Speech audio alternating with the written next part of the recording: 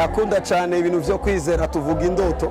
ziba ziri ndani hama Imana yo ikamenya umwanya nyawo vyoserukamo kuri twebwe na Imana yo biserura ejo vyo bumunezero ni ikintu kinini si ikintu umuntu arota ngo ejo mu gitondo turatanguye ariko ni ikintu kimaze igihe ko kiriyumvigwa ariko tugeza ahantu heza abadukurikirana kuri Prophet of Jesus Joshua Facebook na YouTube barabona neza ko ibintu bimeze neza ariko kugera rero muri urwo rugezo rwo kwinjira hiyo ni naho tubwira n'abandi bari badukunda murabona ko abantu baje benshi kandi cyo wakimwe mu bintu maradio yumvirizwa biri clear baze bafise indoto zikomeye boshigikira mu bikorwa baze ariko kuri twebwe twifuza ko Imana itugiriye neza byo ba muri uyu mwaka nivyo vyifuzo byacu naco gituma wumvise kubera ibikorwa byose bitari guhera uyu munsi ace hatangazwa igikorane cy'imisi 3 kuwa kabiri kuwa gatatu no kuwa kane bisigura ngo itariki 8 itariki 9 itariki 10 na utazokira mu bisanzwe twebwe abakristo twemeza yuko hari ivyamwa vya mpemu yera ivyamwa vya mpemu yera rero muri Bible bavuga ko ipera cyangwa ihembe mu ncamake igihe cyose ninjiranye icamwa mba nakiriye uburongozi Imana yampaye ariko ikabigomba kandi no kwereka abantu yuko uyu munsi tuza kubona ivyamwa vya mpemu yera twabibonye rero hama mu gusenga muvise tuvuga ku kijanye na les fruits des entrailles ikintu kiserukira umudamu kuvyara cyangwa abana bacita the fruit of the womb ivyamwa vyo munda twagomba kibi gicapo mabonye ivyabaye nitwosigura ibitangaza ko ibitangaza ni technique z'Imana mu gukora kwayo kugira ngo bamenye presence yawe hagati mu bantu mucamake n'ivyo icamwa yari pomme ego nuko mu kurangiza nari sakabazo kamwe kuri mama wacu mwatubwiye ati murafata imisi indwi ata muntu numwe mubona twifuza ko amatubwira muri rya misi indwi nawe avyifata mu gute biba bimeze gute ku ruhande rw'iyo petete na papa navyo arazi cyo biranyorohera cyane kuko abari mu gikorwa c'Imana nanje ncandonka umwanya mwiza wo kurondera Imana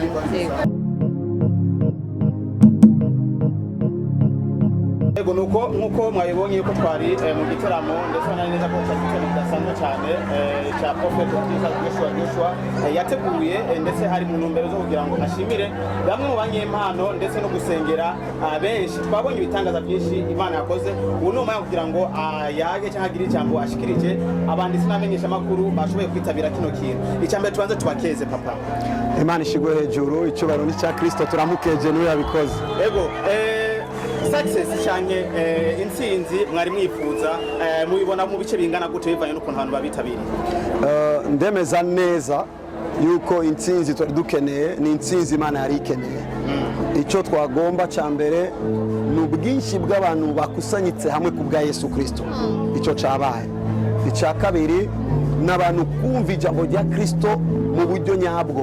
uburyo iryo jambo ribafasha kumenya ko Kristo bitagarukira mu mwemo aho twagomba twintroduce inyigisho ya Kristo yuko ari umwami bamenye ukuntu bokorana n'umwami mu turere twose twabonye ko abantu bumvira iki jambo icya gatatu abantu kubona yuko Imana atari amajambo igikora abantu babonye Imana ibohora ikora ibitangaza icya kane abantu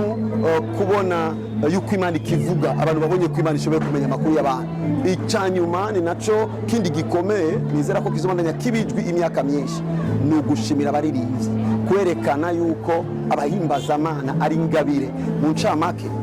Yesu yatsinze rero Yesu yatsinze birumvikana mwari mufise akanya gato cyane nkuko mwabivuze ariko mumaze gushika imbere y'abantu umwanya wari muremure ndetse abantu benshi bakiriye agakiza ndetse abandi nabo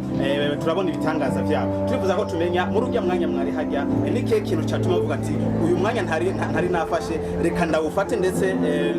muri bitangaza ntari nanateguye nkuko twabibona biraryoshe cyane wavuze ko abantu bakijijwe iyo turiko turakorera Imana mu ijuru iguma itwinspira ifite objectif imwe kubona ko imitima yari ikeneye imaze kuba muri position yo kuza kuyakira umwanya wose rero tuba two turakora mu mwanya abantu batarakizwa iba ari kugira ngo na wa wundi Imana ibone ko amaze kwemezwa yuko Kristo ari we mwami Kristo ari we Mana rero icyo twagomba gushika ko gikuru abantu benshi bakijijwe rero uwo mwanya wongerekanye wari umwanya uko abantu bose Imana yahisemo guhagakiza uyu munsi bakaronka Imana ishigwe hejuru ego ku gisata cy'umupira mwarateguye champion ubona ko yari maze igihe ikogwa ariko benshi bari bizeye ko petite iraza kuboneka bamwe baserukiye FFB mu Burundi wanze kubatera intege kubera kino kintu kitigeze cyiyumvirwa ko cyari yumviwe ko ivyakunda Imana ishigwe hejuru icambere abaserukira FFB bahezagirwe bafise igikorwa bakora mu gihugu kubwa football hama twazanye football mu ishengero n'undi muryango werekana yuko ishengero ritari ku ruhande ishengero naryo ishoboye guparticipa muri ivyo abantu basanzwe bazwi rero kuba bivuzwe cambere ni vyiza bisigura ngo amashampiyona aracariho twiyumvira muri kazoza ko bazoboneka icyo nico umuntu yovugira gusa ku binyamakuru muri umwanya ego bimwe mu bintu mwatangaje mwavuze neza yuko mugiye kugurura media yanyu turifuza ko tumenya byinshi kuri kino kintu kubera ko yari nka surprise mwavuze abadukurira canke abakunzi banyu ndetse n'abakizwa basanzwe barakiriye Yesu umwami n'umukiza mu bugingo bwabo bagiye kuronka media iburumbirwa na benshi ndetse zo biri ku izina ryanyu bagiye kuyironka ajyari kukiro kingana gutuza bimeze gute ndakunda cyane ibintu byo kwizera tuvuga indoto ziba ziri indani hama Imana yo ikamenya umwanya nyawo vyoserukamo kuri twebwe na Imana yo biserura ejo vyo bumunezero ni ikintu kinini si ikintu umuntu arota ngo ejo mu gitondo turatanguye ariko ni ikintu kimaze igihe ko kiriyumvigwa ariko tugeza ahantu heza abadukurikirana kuri Prophet of Jesus Joshua Facebook na YouTube barabona neza ko ibintu bimeze neza ariko kugera rero muri urwo rugezo rwo kwinjira hiyo ni naho tubwira n'abandi bari badukunda murabona ko abantu baje benshi kandi cyo wakimwe mu bintu maradiyo yumvirizwa biri clear baze bafise indoto zikomeye boshigikira mu bikorwa baze ariko kuri twebwe twifuza ko Imana itugiriye neza byo ba muri uyu mwaka nivyo vyifuzo byacu kabisa ego nuko tumenyereye ikorane byishyurwa ku munsi wa gatandatu n'abaye ku munsi wa mbere tariki indwi bigeze abantu bangana n'umunsi cyabaye igitangaza mu bindi bitangaza umuntu wese yumvise igikorane ku wa mbere aravuga ibi birabaho mwabonye ko kugeza amasaha 9 ari intebe zari zikiri vide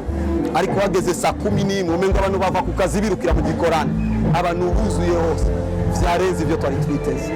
ariko iyo turavye Imana twamatubona neza kwiza gukora ibintu binini igihe nariko ndasenga muri retreat Imana nyeretse abantu benshi barenze ndamenya yuko yo yariteguye ko baza kuza rero abimana yazanyira agahezagirwa ni bwa mbere bibaye guca igikorane cyo kuwa mbere mu gihugu kikabamo abantu benshi guca turizera yuko uko myaka izobandanya kuko ubu leseti kurikira zo bari ku wa kabiri leseti kurikira ku wa gatatu ariko indi leseti zo kiba ku wa gatanu isigura ngo cyabaye igitangaza tubona n'ibindi bitangaza Prophet ikibazo no musi yabaye ni yabaye nziza ku mutanga yaho turiteze kubona iyi ndoto yaguka edisiyo ya mbere muribuka ko yari Eden Banga yatwaye 700,000 edisiyo yaruse yari Yannick yatwaye moto ino edisiyo babaye benshi bavuze ko byabaye byiza kuruta Imana ishigwe hejuru umwaka ukurikira turifuza kandi yuko abaririmbyi boshimigwa ukunyene ariko indoto dufise nini dukeneye uko ujya muririmbyi tuvuga ngo popular bajya abantu bitorera yuko umunsi umwe twoza mu gikorana gatanu imodoka iyo ni indoto rero y'umuntu kazimari nziza twizera ko mwakuzi zoshika ariko cyane twitege vyinshi Prophet nizihe ngufu wo kuri kurakoresha kugira ngo bibiri banga abandi bakozi b'Imana kugira ngo nabo bashobore gutegura ibiteramo nk'uku ivyusuye nk'uku abantu babashe kukiza cyane umuntu wese Imana yahamagaye imuha indoto zimatanye n'icyo yamuhamagariye ndemeza ko abakozi Imana mu Burundi bose ni beza abadakora ibi bariko barakora ibindi kandi mwabonye ko benshi babaye ngaho icyo nizera ni kimwe cyangwa icyo navuga ni kimwe ahubwo uwo mutima uko tuboneka mu bintu binini nk'ibi twese icyarimwe vyazanye igicapo kuri Kristo rero Yesu ashoboye kwemera ko Joshua akora ibi uwundi agakora ibindi uwundi agakora ibindi ariko ndabemeza ko abakozi b'Imana mu Burundi bariko barakora ibintu vyiza cyane rero aho bari bakomerezaho bakore n'ibindi vyiza nimba bo kwigira kuri we bagakora ivyiza birenze ivyo bara bakora babije nimba nanje mbana mbona ivyiza bakora nanje nkakora ibindi vyiza Imana ishigwe hejuru muko murashimira navuga ngo abakinyi kwigera mu mateguye akurikira mwavuze abagiye barakizwa n'ibitigiri renge ibitigiri by'abakizwa mwabikora abatakizwe nabo habutse kugira abakizwa kenshi wasanga ari je ndiko ndavuga ubutumwa Gitega havuga y'abandi abantu batandukanye bavuga ubutumwa cyambere rero turashimira Imana kuko ibitigiri twabihabwa n'abavuga ubutumwa cyo ni cyambere cya kabiri abatakijijwe izo nkomezi nazo dufise kuko agakiza tuzeza kugaturuka ku Mana hakaba icyo bita conviction y'indani mpwemu yera ashoboza umuntu kuza kuri Yesu. Abatakijijwe turabasengeye ngo akaryo gakurikira nibahushe Yesu, kuko sibo bonyene. Twiza ko mu masoko abantu bose bokizwa, mu mabisi abantu bose bokizwa, mu mabiro abantu bose bokizwa. Rero batakijijwe mu gusenga gusa kugira ngo nabo Imana ibaronke nkuko yaturonse. Profete Joshua yitwa Bobo Box kuva kuri Nacho TV. Ikibazo cyane ni iki,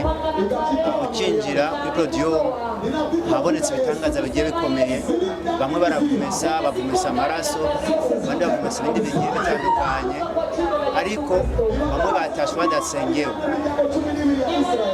Wahagaze uravuga ati ndavuze ati mu izina rya Yesu mukizwe mutahe aheza agiwe. Hajya gukira kwabo ni kujya wavuze ati mutahe murakize cyangwa muri mu kwizera kwabo. Bo gukira ni igikorwa kiba cyabaye, kwanza cyarabaye kera kuko Yesu yaradupfiriye ngo dukire. Hamige nagize itangazo kwizera kwabo kwabahaye byinshi, nacyo gituma wumvise kubera ibikorwa byose bitari guhera uyu munsi aciye hatangazwa igikorane cy'iminsi 3, kuwa 2, kuwa 3 no kuwa 4, bisigura ngo itariki 8, itariki 9, itariki 10 nawe utazokira bazonanya basengerwa n'abandi bakirindiriye. Twe dusengera abantu bose Imana yakajyo ko gusengera. Imana igumugisha. Prophet habonetse ukicinjira habonetse mu ntoki zawe harimo icamwa citwa pome.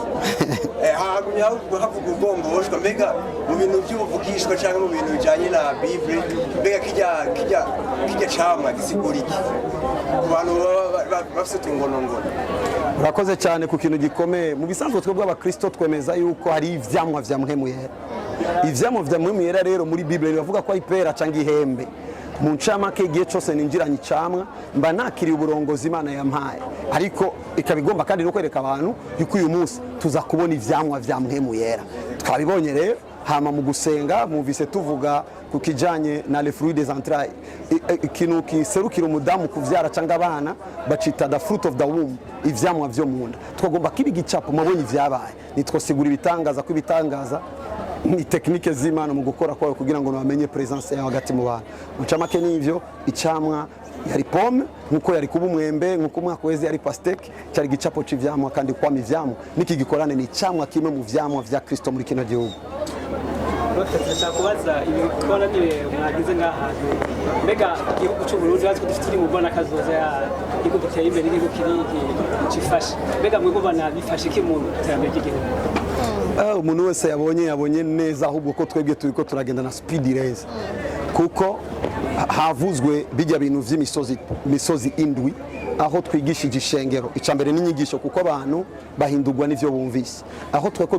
dukebura ishengero yuko Yesu nk'umwami agomba kuboneka apana ku musozi w'ishengero gusa, icyo twita umusozi w'ishengero witwa eglise. Yesu agomba aboneke ku musozi wa politiki. Tubwira eglise ko gukora politiki si ngombwa ko bitoza, ariko politiki muri Bible ni Imana ifata Adam ikamutwara muri Eden ikamubwira harime habungabunge, cultiver et garder. Niyo role y'umunyapolitike mu ncamake. Twagomba ko abakristo binjira muri iyo role, aho bari, aho baherereye, aho baba, bagira icyo bakora. Kurima si gusa, kurima no gutuma ikintu cyose kiringaho kidafise forme kigira forme, ikintu cyose kitaraseruka giseruka. Aho rero nabo bana bataja ku ishure ni vyinshi. Hama ica gatatu twavuze undi musozi wa famille, aho tuvuze famille tuvuze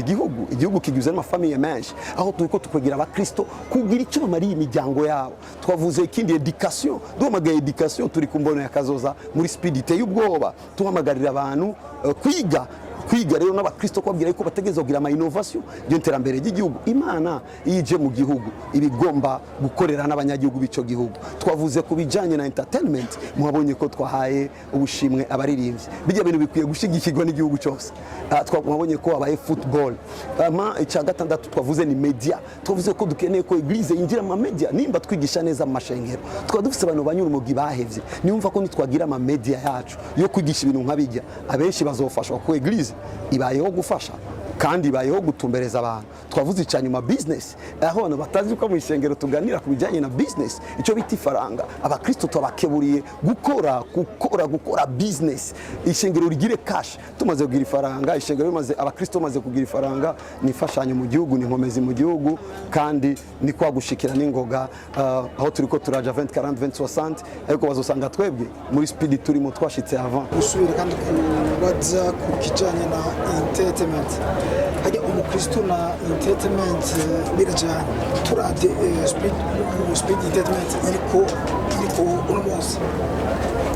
rega kutabayo kw'abakristo nicyo gituma speed iboneka nabi kutabayo kw'abakristo nicyo gituma umwijima ubayo ibaze abaririmbyi ba gospel n'umuco bigishijwe bakaba bariko barakora indirimbo bakora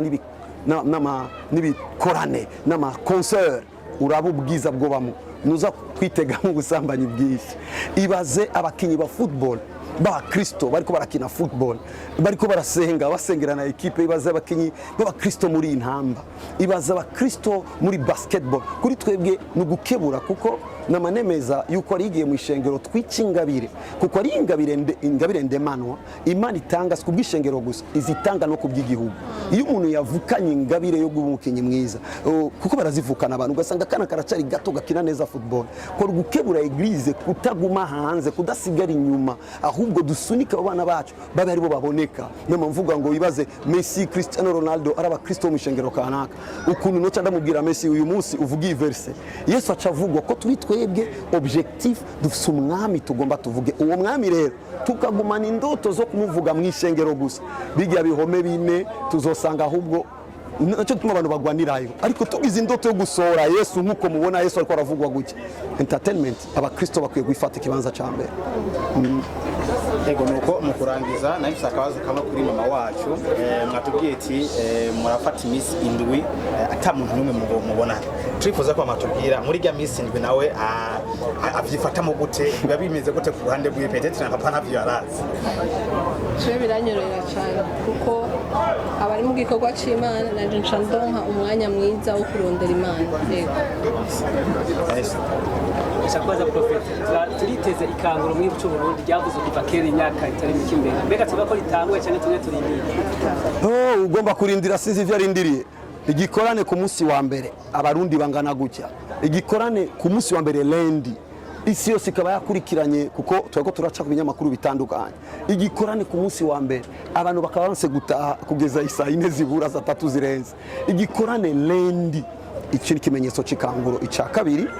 benshi bazanga ikanguro rizoba bagiye kuvuga ubutumwa mu mabarabara nico twaje gukosora ikanguro baririndiriye gusa mu kuvuga ubutumwa iryo sikanguro ikanguro nuko abakristo bavyuka bakaboneka mu madomene yose Yesu akaboneka mu alimentation Yesu akaboneka mu bagwiza tunga Yesu akaboneka mu footballeur niho ivya Yesu bica bicika inkuru ya mbere ico twego turatangaza nuko ikanguro riza kuba twari tuzi neza ko uyu munsi twaje kudomeka ikanguro sinzi ko mwabonye yuko vyabaye ngombwa ko nigisha umwanya muremure mu gikorane sindeze iminota 30 ariko kubera ko nari mfise mission no mu guheza kuvuga na Vemana navuze ibintu vyose wambwiye ko nza kuvuga ikanguro rya dometswe ukijyami rero yatereme icumukore kuko muri ikanguro twavuze ikangure uvyuke cange usinzire tukuvyure mu bandi so twe twatanguye no mu jambo rimwe niki wabwira abakristo b'abarundi ndetse n'abatari abakristo ijambo nirimwe ryonyene na wundi mwami ishobora kubaho ivyizigiro vy'ubu nibizoza uwo mwami atabangamira umuntu n'umwe ahubwo niwe yabangamiwe kugira ngo mutabagwe abambere n'abamaze gukizwa reka uyu munsi ko wamenye ngo ego naramwakire mukiza reka mbane nawe nk'umwami amaze kuba umwami wawe mu kumuyoboka uratuma ukumenyekana ko iyo gushika hose hashoboka abo n'abakijijwe abatarakizwa hanze ya Yesu ni vitesse iteye ubwo umuntu ariko agenderamo aja mu muriro na yindi nzira ndabikubwiye nk'uwahoze ari Sugujei ndabikubwiye nk'uwahoze ari impfuvyi adafise ivyizigiro uyu munsi abantu benshi ko baranezerwa kuko Imana yangiza ushoboye gutanga ivyizigiro mu bandi kizwa kandi biroroshe aho nyene uri kurandabira rimba Imana igukeneye cange na wumva ko uyu munsi urambiwe no kwigwanira kuko gukizwa mu bisanzwe si uguheba ivyaha ukizwe ahubwo gukizwa ni ukwemera inzira Imana yazanye muri yo nzira mwemera zo gushoboza guheba ivyo vyaha n'ibindi bikazobana bigenda neza aho nyene uri wovuga gusa Mana mbabarira Yesu ndakwakiriye mwemu yera nyobora wejeje gukizwa kuko nco cyene kitwija mu gakiza gikurikira rondera ishengero riri hafi kugira ngo bandanye ukura mu vyo wejeje kwinjiramo ariko ndakwemeje ntuzomaramara Yesu ariho Yesu ni muzima Yesu arashoboye kandi wibuke si wowe mukunze mbere niwe yagukunze ahubwo si we yacerewe uri kuracererwa bwino kwa Yesu ari ubuzima Ego nuko murakoze cyane Prophet Jesus Joshua murakoze namwe Imana ibahe umugisha